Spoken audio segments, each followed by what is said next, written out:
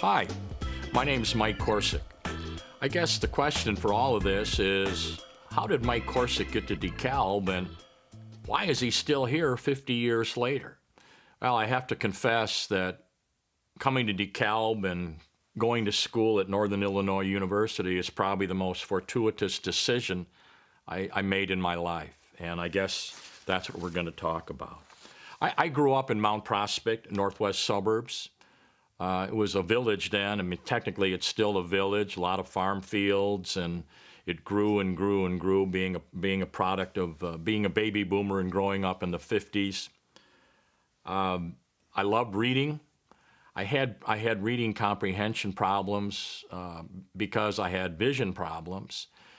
And I remember my mom telling me that the teacher told her, you know, it might help Mike if you give him some comic books. So I'm not ashamed to admit that, yes, I learned to read through comic books. Yeah, I had the Dick and Jane books, but Donald Duck and Mickey Mouse, and then I graduated to Superman. And I have to admit, too, that in the third grade, I was the only kid in class who knew what invulnerable meant and how to spell it and how to use it in a sentence. So thank you, Man of Steel. But I had a love for reading, you know. The local library would have a little contest in the summer. The first person to read 8 books, you get a free movie pass. So I love reading, I love movies, I love TV shows, I love comics, popular culture. And so I guess I like stories, and I guess this was kind of a way that I became, in a way, a storyteller in sports. I have to digress a second, too, and as I got older, I became aware of 2 of the greatest Northern Illinois athletes of the 60s also grew up in Mount Prospect. George Bork, who was the quarterback of the 10-0 1963 team that won the Mineral Water Bowl and the national championship in the college division, and pitcher Fritz Peterson, who you know, pitched for the Yankees and the Indians and the Rangers. So maybe it was subliminal sublimation, because by the time I got to high school, and I went to Prospect High School, go Knights, that I started reading the local sports pages and paying close attention to them. By this time, I had kind of made a conscious decision, as I said earlier, that, you know, I wanted to be the world's greatest Superman artist, and I wasn't that good, and I'd walk up and down the hallways there by the art classes at Prospect and see some of the drawing and sketches, and no, Mike, you're not that good. And so my interest from the sports page, and I love to read, turned to journalism.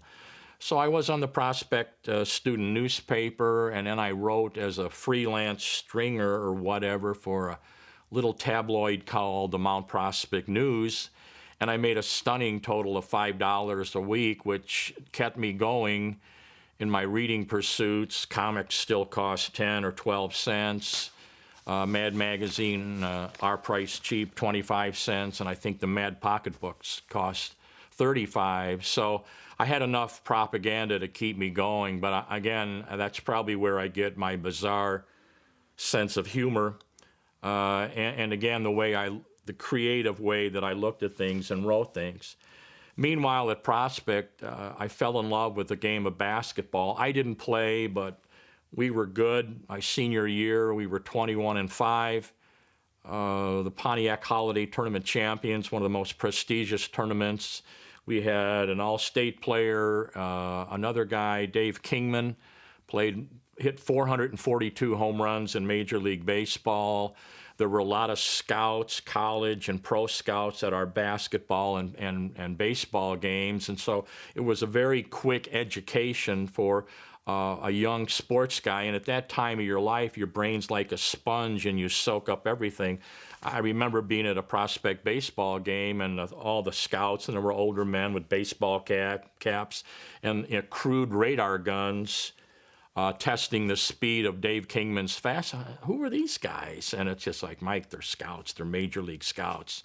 And so your horizons grew and grew.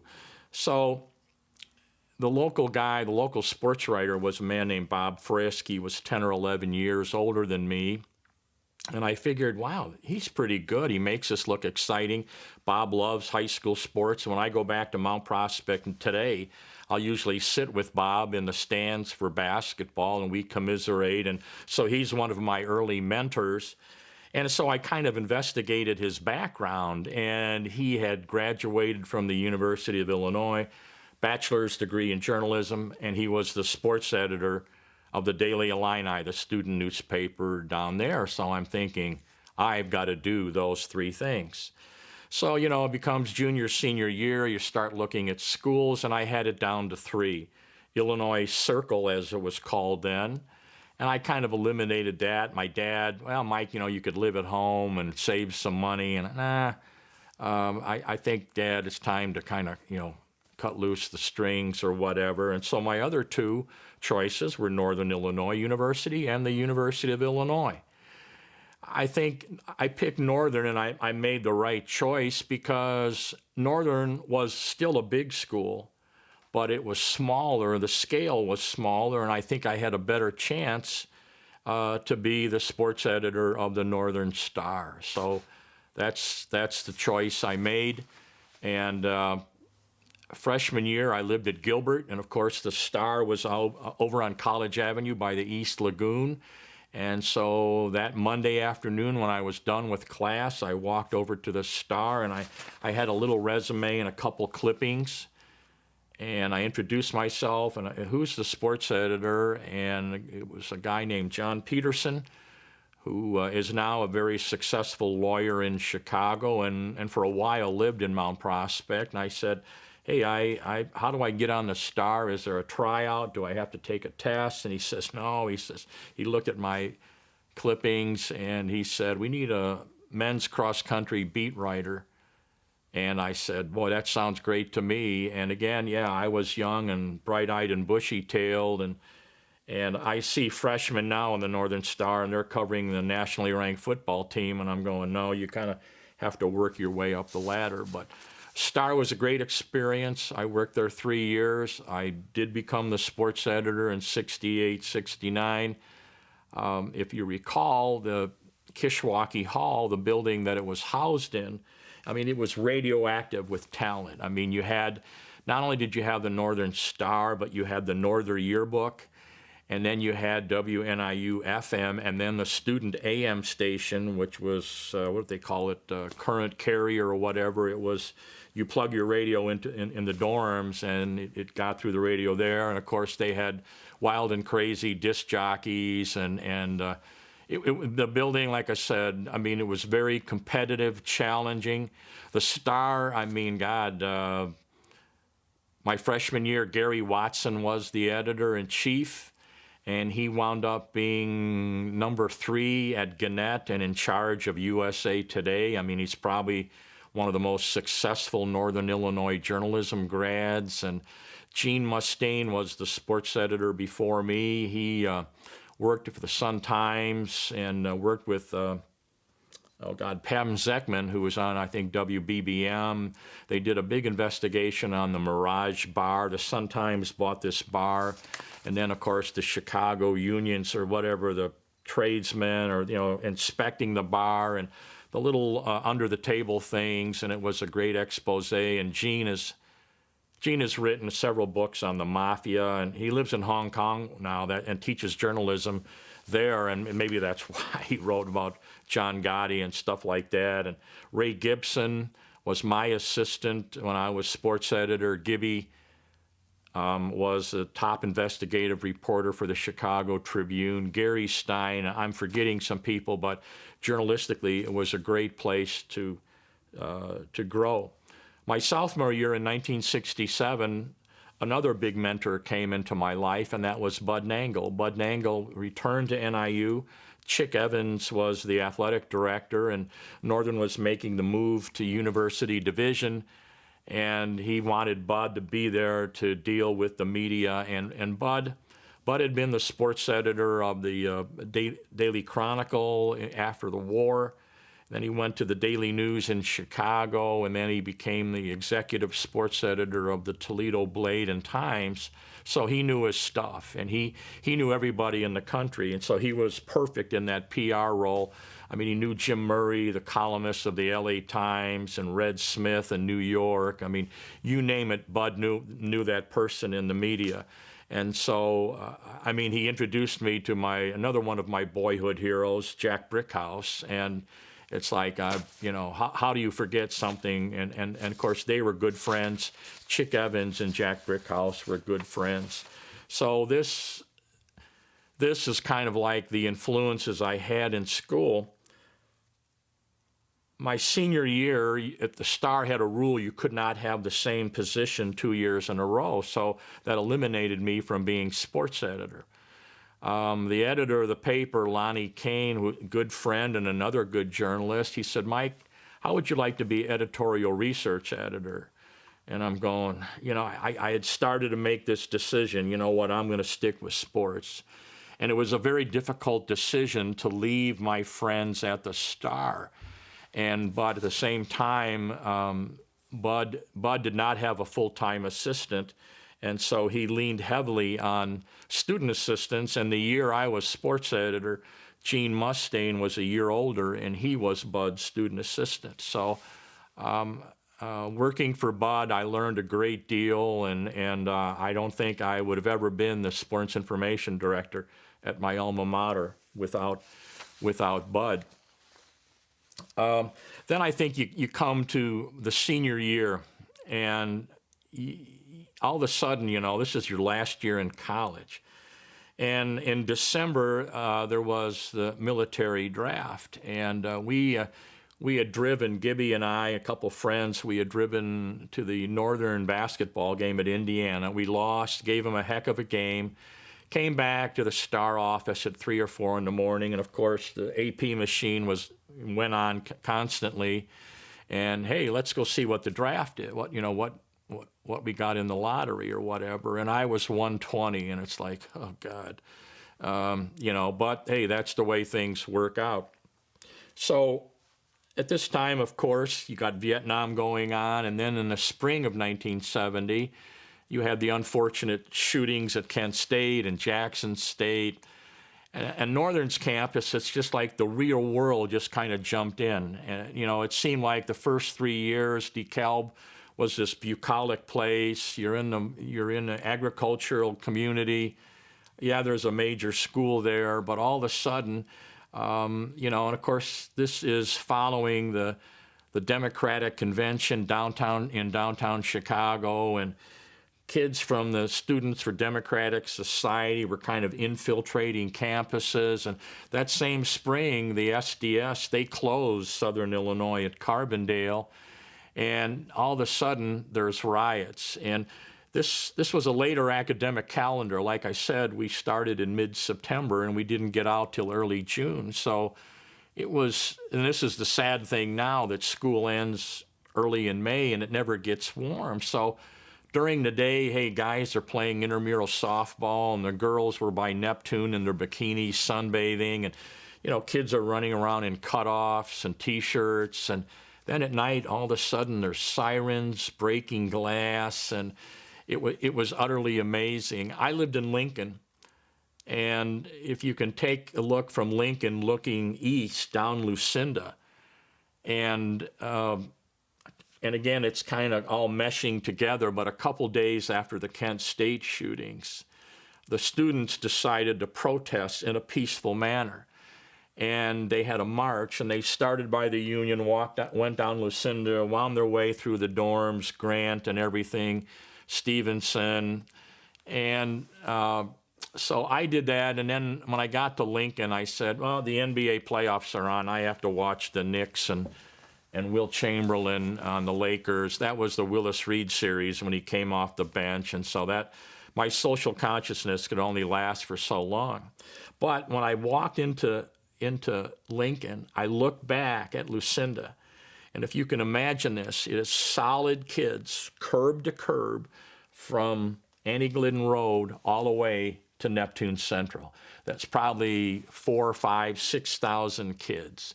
Then the demonstrations on progressive nights got a little more violent, and I remember walking down by the Union and, of course, the powwow room, and all the windows on the first floor of Home Student Center were broken. Some of the windows were broken at Loudon. Some of the kids went in Loudon and tried to take it over. I mean, it was unbelievable. One night, a different night, and again, excuse me, I should sit down and write this down and get the exact dates. Again, I was working for Bud then, and he told me, don't work at night because the kids can see the light in the field house and they might throw a rock through the window. So we didn't work at night, although we did do a lot of night work. So I was at home watching the NBA playoffs and the phone rings, and it was Ray Gibson. Ray was the editor-to-be at the Northern Star, so that spring he was kind of learning the ropes. So he was making the decisions. And he says, hey, do me a favor, take a look over at Grant. Well, if you remember, Lincoln is kitty-corner to Grant. So I said, I'll call you back in 5 minutes. So I ran up the stairs, and you could look over Lincoln to see the front of Grant. And I was stunned. There was 3 state cars turned over and burning, and maybe a couple hundred kids surrounding the cars. And I'm going, oh, my God. So I went back. I said, Gibby, there's 3 state cars. You know, they were the turquoise ones with the NIU seal on them. I said, do you want me to go over there? He said, no, we'll send a photographer and whatever. Go back to the NBA playoffs. And I said, thank you. And at the same time, that spring, there was a contentious debate on campus about ROTC. ROTC was just starting, and of course, the left-wing faction, no, we don't want these people on our campus, blah, blah, blah, blah, blah, blah. And I've never seen, you had members of the Student Association, and there were tables there in the Duke Ellington Ballroom, and the senators all sat around the tables. And some of the kids were so mad and fired up, they were standing on the table. We can't do this, and this contract is invalid, the government, and again, you're a young man, you grow up, an American, you said the Pledge of Allegiance, and all of a sudden in the back of your mind, wow, I got a low draft number. I could be going to Vietnam. Wow, our National Guard is shooting our fellow students. I mean, this was a little crazy, to say the least. The same spring, William Kunstler, who was the lawyer for the Chicago 7, appeared in the field house. And the seating in the field house was 4,000 then. There were the old bleachers. And they put a tarp on the basketball floor. And so the bleachers were filled. The kids were sitting on the floor. There was probably 6,000 or 7,000 kids. And Kunstler talked about freedom and your destiny and your rights, your individual rights. He talked till 2 in the morning, and it's just like, wow, this is like taking a final exam and cramming, and all these events of that spring are going in your head. Thankfully, Northern did not close, and I had a little bit of senioritis, and my hair was down to my shoulders. We went pass fail, and I don't think I would have graduated on time. So I graduate, have my degree, go back to Mount Prospect and wait until the draft calls me. So here's a funny story. So I got a job as a janitor at Randhurst at Carson Peary Scott, and I worked all night, and my dad told me, so I don't want you hanging around, get it some kind of part-time job. So Nixon, it was a senatorial election in 1970 in that fall, the first time I ever voted. And he was to speak at my high school, and it's like, wow, Tricky Dick's going to be at my high school. So in the same field house where the Prospect basketball teams played, and we had PE and everything else, here's Richard Nixon. His face was pink. He had so much pancake makeup on.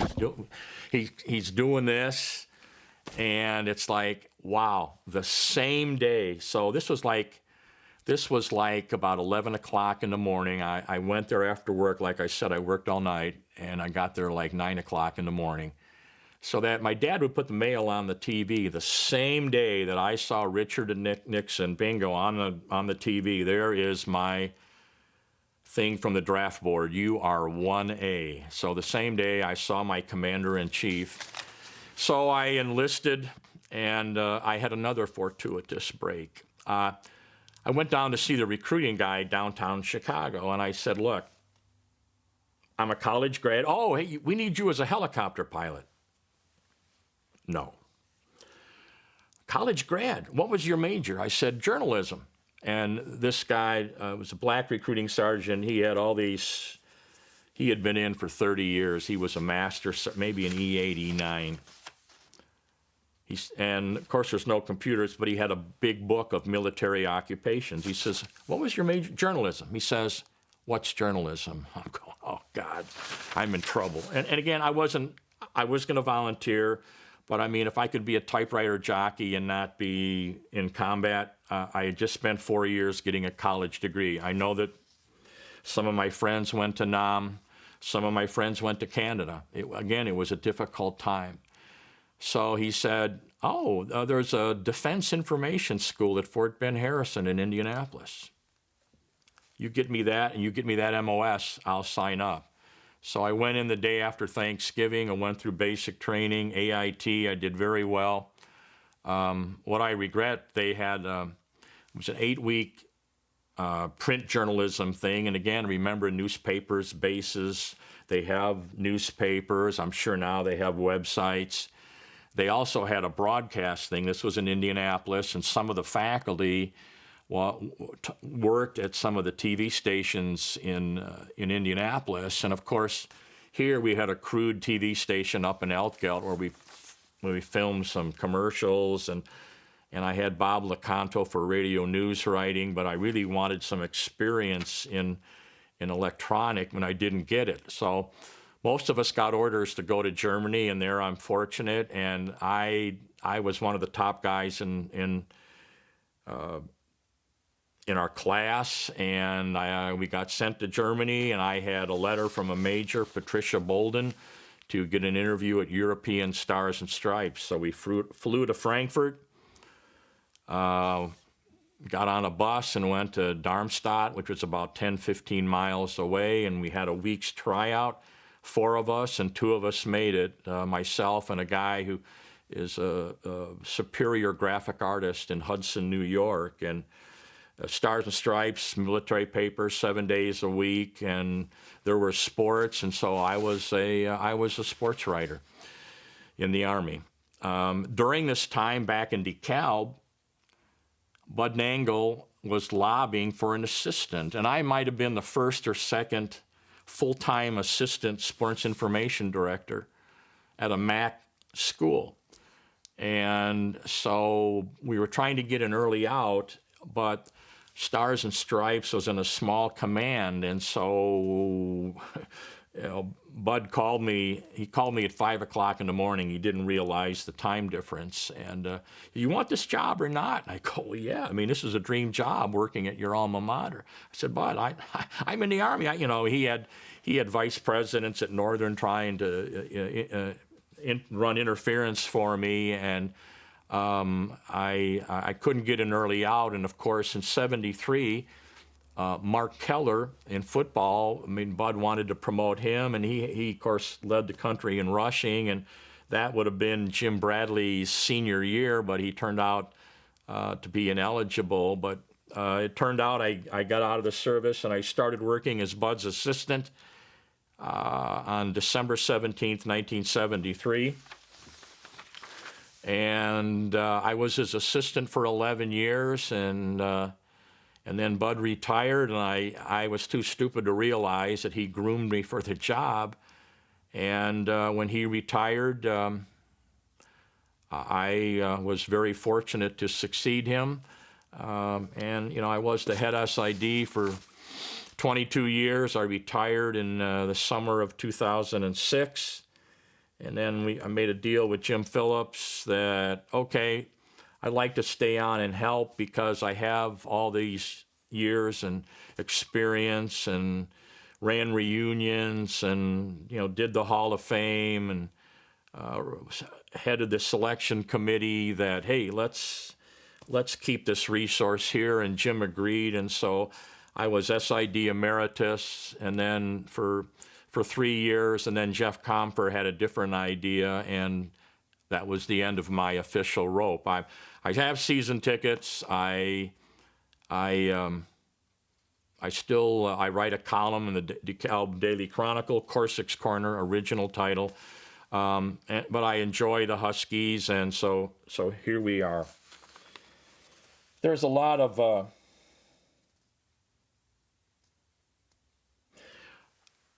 the best perk of my job were the kids, the student athletes. When Bud, the first day at work, going back to that December 17th day, and again, he was grizzled. It was a compliment to call somebody an ink-stained wretch. And Bud shook my hand and he said, "Welcome to the toy department of life." And we took it seriously. And things are a little more serious now. There's compliance in the NCAA rule book. It's thicker and thicker and thicker. But the kids were the perk. And we're gonna go digressing and going through time. Some point in PJ Fleck's, after he got out of school and he played for the 49ers, and this is him playing for the 49ers, and he came in the office, and this might have been when he was coaching, assistant coach, but it's like one of my treasured things, and it says, "To Mike, thanks for everything you have done for me. You're the best SID in the whole country. Go Huskies. Good luck. Number 82, PJ Fleck." And again, these kids, again, they're kind of like my surrogate kids, and you saw them grow up and become, in PJ's case, he's a very successful head coach now at Western Michigan. This is another one of my favorite pictures. This is homecoming 2003 when LaShawn Johnson got inducted into our Hall of Fame. He's right here. Here's me, and here's Michael Turner. It was Michael Turner's senior year, so it was kind of a revelation that two of the greatest running backs, this is before the game. Actually, I'm the best athlete of the three, but this is one of my favorite pictures, and we chuckled taking this one. And of course, I have to show you, while we have Michael Turner, I have to show you probably one of the most famous promotional items at Northern Illinois University, the Turner the Burner hot sauce.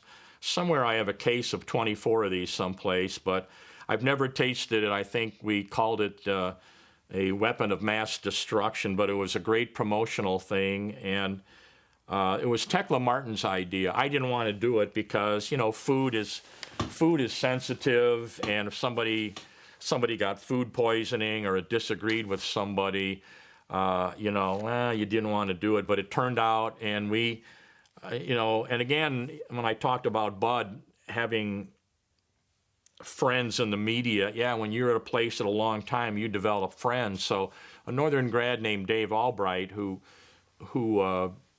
worked at ESPN and is now one of the college football editors, I said, "Dave, can you do me a favor?" I said, "I'm going to send you a case of Turner the Burner hot sauce. Can you distribute it to the right people?" So I think after the Alabama game, here's Chris Berman, one of the top anchors at SportsCenter, and he is sitting there, and there is that little bottle of Turner the Burner hot sauce, and it's just like, we hit the big time. And at the same time, we had Turner the Burner T-shirts with the same logo that's on the bottle label, and Pardon the Interruption with Will Bond and the other guy, and the Turner the Burner T-shirt along with a Northern Illinois football helmet. And again, these are the things that you learn in the business. The same year, this was the cover of the Media Guide, and this is one of my favorite covers. Pardon my vanity, I designed it with a lot of help from Media Services and the people who printed the program. We took a great deal of time. You can see the fire. Again, this is the thing. Hey, Turner the Burner, we're going to do this right. And Keith Lohman of Media Services did the fire for me. And I said, Keith, and it took us 2 weeks to do this cover. And again, I could drive some people nuts. And, you know, we had a lot of success in sports information, but due to the help of people in media services, the designers, the photographers, the videographers, you know, and again, it's a very simple cover. You've got the Northern colors, you've got Michael Turner here, and then you have Mark Keller and LaShawn Johnson, the two other national rushing champions. So we're hoping that Michael, and he finished second 2 years in a row, but we're trying to promote this. And then this is the age-old debate. Do we call it NIU? Do we call it? I preferred Northern Illinois, because if a headline says NIU, is that Northern Iowa? We get confused with Northern Iowa all the time. And outside of DeKalb County, you never know. But I preferred Northern Illinois, and again, to me, it was very effective. And I wanted the guys on the set of ESPN to say, Northern Illinois, Northern Illinois' Michael Turner, Northern Illinois' Kenny Battle, Northern Illinois' Carol Owens. I think I'd be remiss, and I was there, I was working for Bud that summer, in summer of '69 when we went University Division.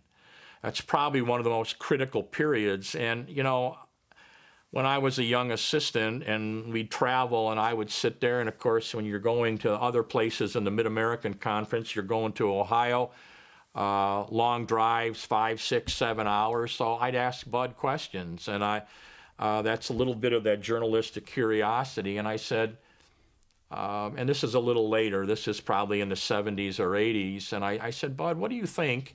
And here's a man that started at Northern before World War II, finished up afterwards. I said, Bud, what is the most significant accomplishment in NIU athletic history? And he said right away, he said 2 things. He said, becoming Division I in football and joining the Mid-American Conference. And, you know, some fans now might not think that, you know, oh, the MAC's not that good, or, you know, the MAC's not as good as the Big Ten.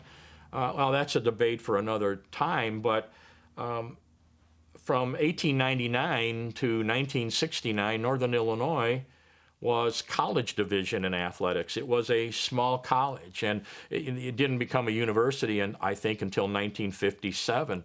So that was very significant.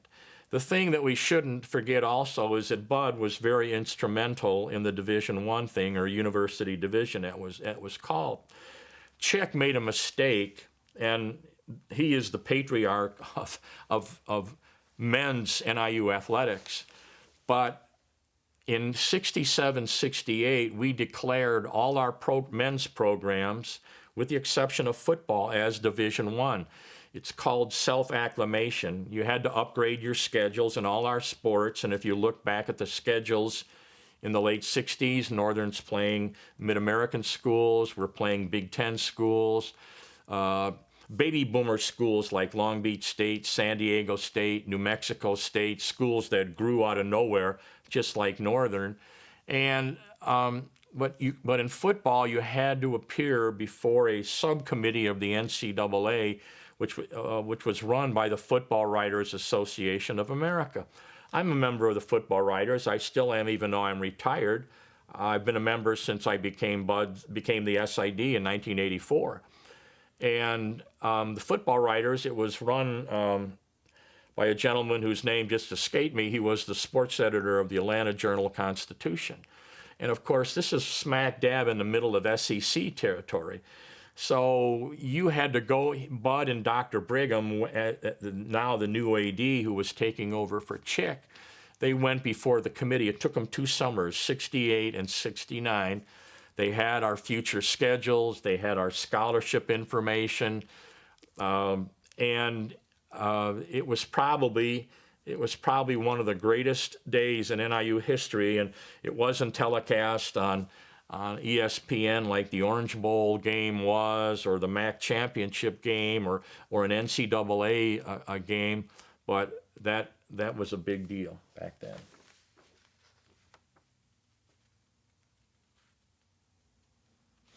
And of course, Bud was also instrumental in getting us in the MAC. I mentioned before he had been the executive sports editor of the Toledo Blade and Times, and so The MAC office for a period used to be in Columbus. It moved to Toledo, then it moved to Cleveland. So Bud knew all the decision makers, all the presidents, all the ADs, because the Toledo Blade was probably the biggest media entity in the MAC. So Chick would say, go to Miami and talk to their AD. What would they think of NIU becoming a MAC member? And so Bud dutifully did this behind the scenes. No one knew. And this process started probably with the 63 football team. And if you look in history, if you go back to 1959 and 1960, Bowling Green and Ohio U were the college division national champions in football. So we were in 1963, so we were 3 or 4 years behind them. And of course, they were in the MAC much earlier than us. But so this process, and so Bud kind of was like a lobbyist going to Miami, Toledo, Ohio U. These were some of the more powerful schools in the MAC. And I think the thing that, really helped us and helps us today is that, hey, we have the Chicago market. We can get the Chicago market. The problem being that in the early days, our early days in the MAC, and we joined in 73, football, we were integrated into the football schedule in the fall of 75, men's basketball 75, 76. Women's sports was the early 80s. That's a little different story. But, now you look, and particularly the last 4 or 5 years, Northern football has been so successful. And they, we're getting great saturation coverage. You can't pay for things in the Chicago Tribune or a Chicago TV station. So that is critical to Northern Illinois recruiting, not just student athletes, but awareness of the school.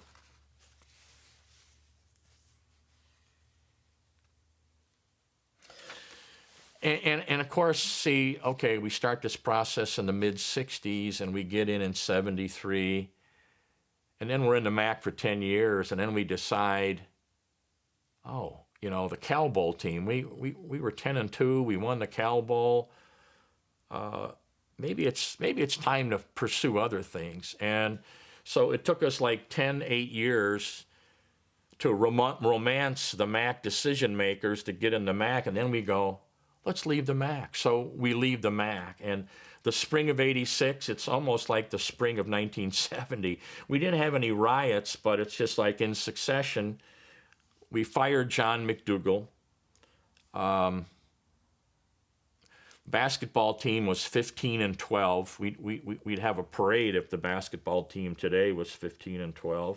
Pardon my editorializing. Kenny Battle, the team was all sophomores. He was a sophomore. That team beat Northwestern, Marquette, and Miami with Ron Harper, who was the best player in the country. And we got upset in the first round of the MAC tournament up in Rockford, and John got fired. And John had told people, I'm going to retire in 2 more years when Kenny Battle finishes. So McDougal gets fired, one of the most popular coaches in NIU history. Kenny Battle decides to transfer and go to the U of I. And we leave the Mid-American Conference. And it's just like, I think, in my humble opinion, we are still paying for those 3 things 25 years later or whatever, 30 years later.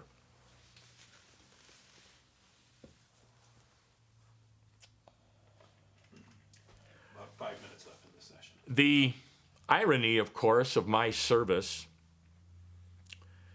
is, and again, Husky basketball. I'm supposed to like all sports, but Husky basketball is my favorite. I missed the greatest season and the greatest game. I was in beautiful Darmstadt, Germany. The 71-72 team, Jim Bradley, Jerry Zielinski, Billy Harris, Larry Jackson. Larry Turner was the center. And of course, they beat Indiana. The year before, we played in Bloomington, and we lost 113-112. And now Jim Bradley was a sophomore. He was eligible. Freshmen back then weren't eligible. So I knew, and I didn't sleep that night. And I called up the desk at Stars and Stripes at like 5:30 in the morning, and I said, and again, this is pre-internet, how badly did we beat Indiana?